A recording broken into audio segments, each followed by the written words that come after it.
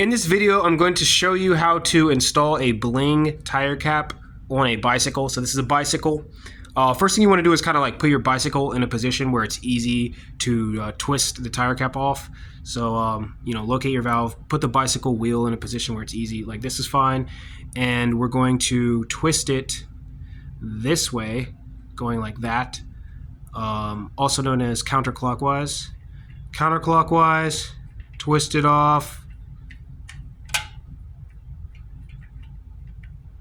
All right, and then get the other cap and then twist it on clockwise. So you just wait for it to twist it till you feel that resistance, then kind of slow down, get it nice and snug on there, and you're good. Kind of matches the bracelet. All right, that's cool.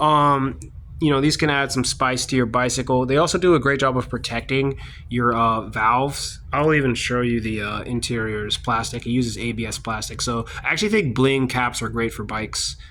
And the plastic prevents rust because plastic doesn't rust.